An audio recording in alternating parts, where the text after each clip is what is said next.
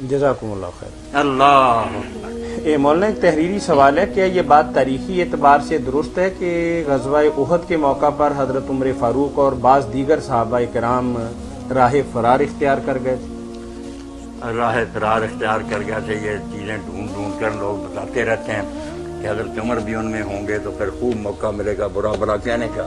اب قرآن مجید نے جب بتایا کہ حالات ایسے پیدا ہو گئے، جن کو درہ پر حضور نے متعین کیا تھا انہوں نے درہ دیا چھوڑ، کہ اب کیا کریں، یا مال غنیمت تو لوگ جمع کریں، ہم کیا کریں، کافر تو بھاگ گئے، چلو ہم بھی اکٹھا کریں۔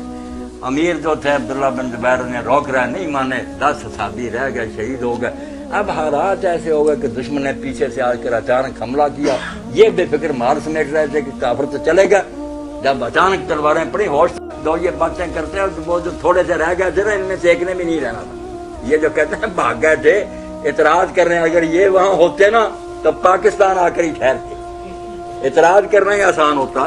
تو باقی جن کے بھاگنے کا ثبوت ہے نا، ان میں سے حضرت عثمان رضی ان کا ٹھیک ہے، حضرت عمر فاروق رضی ان کے دوسرے کو، کہ وہ کہتے ہیں سب سے پہلے میں لوٹا، یہ ساری تاریخی روایتیں ہیں بے بنیاد۔ حضرت عثمان رضی ان کا صحیح بخاری میں، اور جب یہ اعتراض کیا بھی اسی پر ختم انشاءاللہ ہو جائے گا کہ ایک مصری آیا، اس زمانے میں گروہ تو بن گئے تھے، کچھ حضرت عثمان رضی کے مخالف تھے، کچھ کوئی تھے، تو حرم کعبہ میں حضرت عبداللہ ابن عمر رضی اللہ تعالیٰ عنہما ایک مجمع میں بیٹھے تھے، لوگ ارد گرد بیٹھے تھے، سردار سے وہ عالم تھے، تو اس مصری نے پوچھا کہ یہ کون ہے؟ انہوں نے کہا یہ عبداللہ ابن عمر ہیں، قریش کے سردار ہیں۔ وہ آ گیا، اس نے کہا عبداللہ اس عمارت کے رب کی قسم ہے، خانے کعبہ بتا، کیا حضرت عثمان رضی اللہ کی جنگ بدر میں غیر حاضر نہیں تھے؟ وہ نہیں گئے حضور کے ساتھ جب؟ انہوں نے کہا بالکل ٹھیک۔ اس نے کہا اللہ اکبر۔ پھر اس نے پوچھا کہ کیا یہ صحیح ہے کہ وہ جنگ احد میں دوڑ گئے تھے؟ انہوں نے کہا ہاں دوڑ۔ اللہ اکبر۔ تیسرا پوچھا کہ یہ بھی ٹھیک ہے کہ وہ بیعت رضوان کے وقت صلح حدیبیہ کے موجود نہیں تھے؟ انہوں نے کہا یہ بھی ٹھیک۔ اللہ اکبر۔ انہوں نے کہا ٹھیک ہے تیری باتیں میں نے سن لی اور تجھے بتا دیا کہ ٹھیک۔ اب ان کا جواب بھی سنتا جا تاکہ مصر والوں کو بتا دے کہ اصل معاملہ یہ۔ اللہ اکبر تو نے کہہ دیا بڑی خوشی سے۔ فرمایا بدر میں اگر وہ نہیں گئے تو اس میں عیب ہے کوئی ان کا؟ یہ تو فضیلت ہے۔ ان کے گھر میں اللہ کے رسول کی بیٹی تھی حضرت رقیہ رضی اللہ تعالیٰ، بیوار تھی، اللہ کے رسول نے خود حکم دیا تھا کہ تو جنگ پر نہ جا، میری بچی کی خبر لے، تجھے وہی ثواب اور مال غنیمت میں وہی حصہ ملے گا جو بدر والوں کو ملے۔ اور جب آدمی لے کر آیا بشارت فتح کی تو حضرت عثمان رضی اللہ عنہ کے ساتھ حضرت اسامہ جو تھے، حضرت رقیہ کو لحاظ میں اتار رہے، پیغمبر خدا اپنی بیٹی کے جنازے میں نہیں شریک ہو سکے، خبر پہنچی تو کہا اس نے اب بتا بڑی بات نکلی ہے شام کی کہ رسول اللہ کے حکم سے ان کی بچی کو سنبھالتے تھے اور ثواب وہی ملا اور حصہ وہی ملا جو بدر والوں کا۔ ہو گئی تسلی۔